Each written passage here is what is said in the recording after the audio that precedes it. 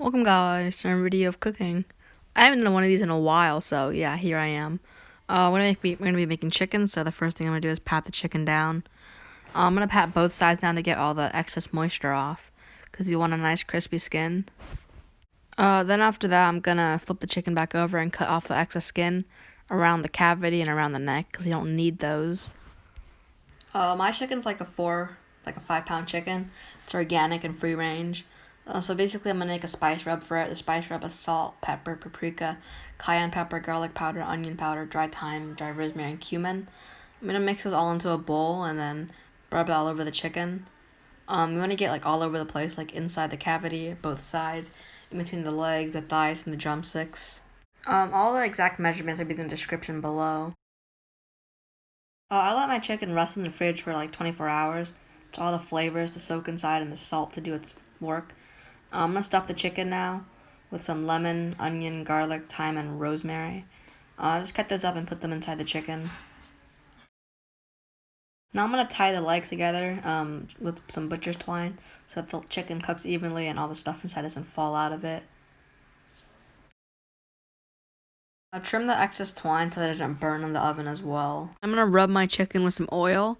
This is gonna help flavor the chicken, and it's gonna help get the chicken a nice golden brown skin that's gonna be crunchy. It's gonna be really delicious. I'm gonna prepare my roasting tray, which is gonna go under the chicken, and use lemon, onion, garlic, rosemary, thyme, celery, and carrots.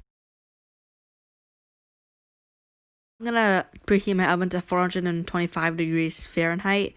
Then once that beeps, we'll put the chicken in the oven. After your oven is preheated, just put your chicken in a rack and put it in your oven. I think I get my dad to help me with this because it's really hot. You're gonna put your roasting tray under the chicken to catch all the juices. Then I'm gonna empty around 2 cartons of chicken stock, just so all the stuff doesn't burn. And I'm gonna close the oven, leave that for around an hour to 25 minutes. Now my chicken's in the oven, I'm gonna start working on the mashed potatoes. I peeled some potatoes and I'm gonna cut these all into equal pieces. Now I'm gonna get a pot of boiling water. Make sure it's salted first, but I'm gonna put these potatoes in for around 10 minutes, I say, and we'll check back on it. Okay, so my potatoes have been cooking for around 12 minutes. They should be ready right now, so like if you can just poke a fork right through them. And if it goes through without any like pressure, then it should be good. Now I'm gonna strain these in a colander. Be careful when you're doing this because it's really hot and you don't wanna drop anything or spill anything. So now I'm gonna put the potatoes back in the pot that I roasted them in. I'm gonna add a little bit of heavy cream. Don't add it all in at once. Just add little by little, and mash it in. Make sure the heavy cream is warm so it makes everything taste better. So I just added in, let's say like a third of a cup by a third of a cup. Then I'm gonna add some room temperature butter, and just let it sit there to melt. I'm gonna mash everything in and season with salt, pepper, chives, and I'm gonna just mix everything in, and it'll be. I'm gonna add some flavor to it. I'm gonna work on my green beans. I'm gonna melt a little bit of butter. Don't want to burn it, but I'll just melt it.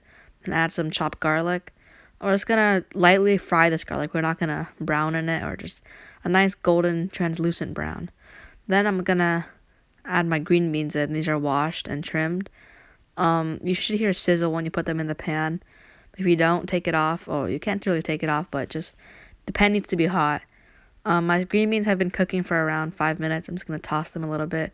Season with salt, pepper, and a little bit of lemon juice. Don't put the seed in because that's not going to taste that good. And I'm going to toss everything once again just to get everything well mixed. You want to go like more of like a forward-backward motion than an upwards and downwards motion. My chicken was cooking for around an hour and 30 minutes. You want to make sure it reaches 165 degrees Fahrenheit in the thickest part of the breast. This is my roasting tray. I took all the vegetables out. As you can see, they're a little burnt. You can eat them later though.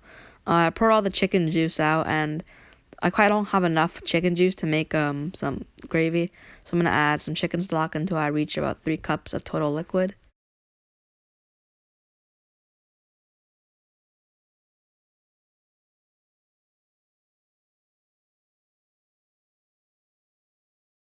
Now I'm gonna make a roux for my gravy. I'm just gonna use little equal parts butter, equal parts flour. Again, the exact measurements will be in the description. Just mix these together until you see like kind of like a paste forming. Then slowly add in your chicken broth. chicken, yeah.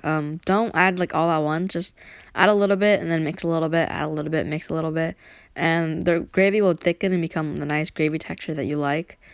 You can add more flour in the end, depending on your thickness that you like.